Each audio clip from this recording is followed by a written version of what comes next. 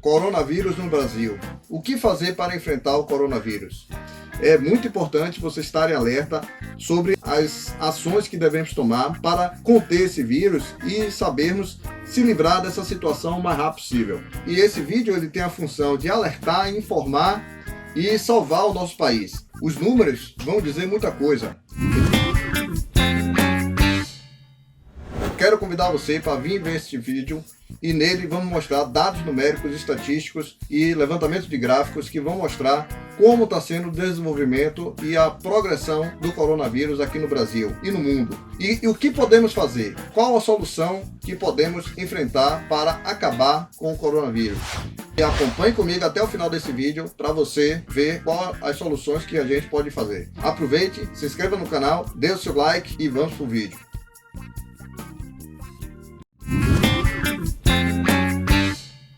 Fizemos essa planilha aqui com as datas aqui, né? Como vocês podem observar, ó, você tem aqui a China, começou praticamente dia 9 de janeiro. Projeção da infecção aqui na China, chegando até hoje, dia 19 de março de 2020, aqui a 80.929. Então você tem aqui o Japão, você tem Hong Kong, Tailândia. Esses países aparecem aqui porque eles foram quase perto da China, ó.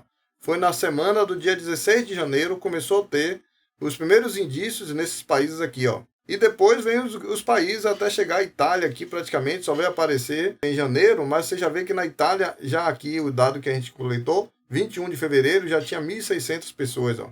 Então esses países também a gente não pegou os dados, as informações de quando começou cada um deles. Então a gente baseou na estimativa e fizemos uma projeção do valor que encontramos aqui para o início deles. O Brasil, vocês veem, como a gente começou aqui dia 26 de fevereiro, na semana do dia 2 de março a 7 de março já tínhamos 34, depois 77 e hoje, no dia 19 de março, estamos com 532. Aqui do lado fizemos uma avaliação gráfica, como vocês podem ver, a China é o epicentro da doença e ela está bem acima de todos eles. Logo depois vem a Itália aqui, ó, também hoje está batendo seus 35 mil, praticamente aqui, 35.713. Depois vem o Irã, que também com um índice bastante alto, 18.407 infectados. Depois vem o Brasil aqui, o Brasil está bem lá embaixo. Então, mas você tem um monte de países aqui, ó, que aparecem entre eles, né? Então tá todo mundo muito coladinho. Só que esse gráfico, pessoal, ele não serviu muito para a gente analisar. Fizemos também um gráfico da escala logarítmica para ter uma análise melhor. E aqui você vê a progressão do Brasil aqui, que já subiu no ranking aqui, já está bem próximo dos países que estão na frente, né? Então você tem a Itália lá, o Irã aqui também, que são os dois países que estão na frente, tirando a China. E aqui você tem meio que um empate aqui, os países tudo, o crescimento é muito parecido. E vamos fazer essa análise. Então, com base nesses dados, fizemos uma análise por semana. Então, nessa análise por semana, que chegamos a esses dados aqui, essa informação. A primeira semana, a China, por exemplo, estava aqui, ó,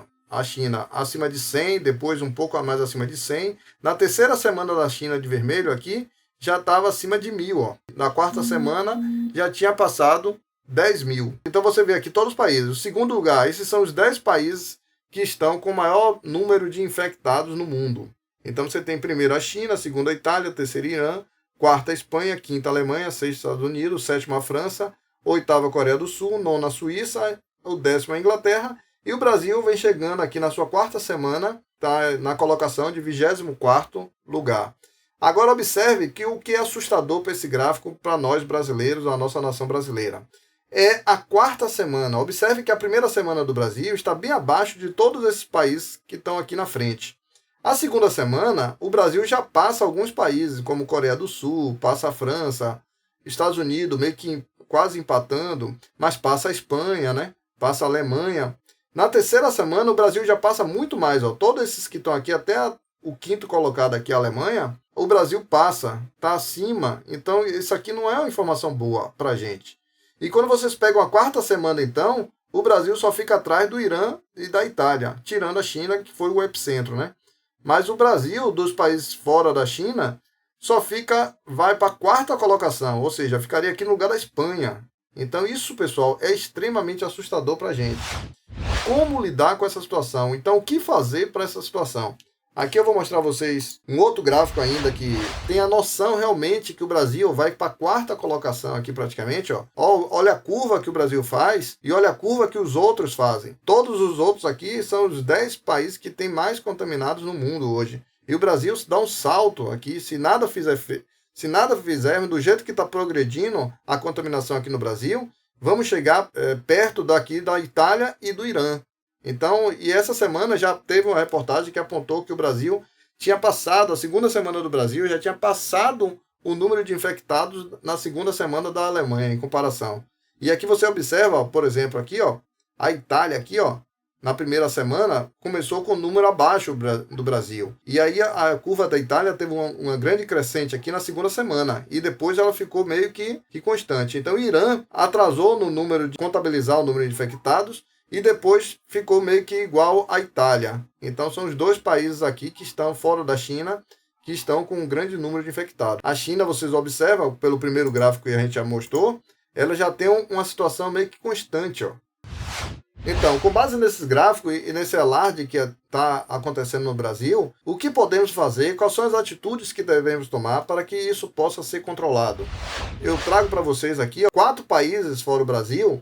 Aí eu trago a Inglaterra, que está em 10º lugar de número de contaminados, trago a Coreia do Sul em 8º, trago o Japão em 17º e trago a Singapura. Por que eu trouxe esses países? Vocês vão me perguntar.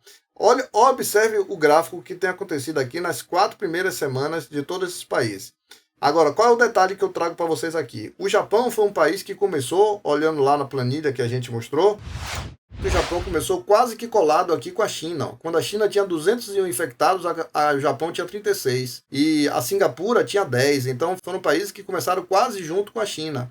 E no final desses países, olha Singapura no final. Hoje a Singapura tem 272 infectados. O Japão tem 956 infectados. Em comparação com o Brasil, nós começamos no dia 26 de fevereiro. Já temos 532. Então, observa-se que o Brasil passa facilmente o Japão e a Singapura. E a Coreia do Sul também começou junto aqui praticamente com eles, com 6 infectados. Hoje a Coreia do Sul tem um número grande, tem 8.565 infectados. Então o que é assustador para a gente hoje no Brasil?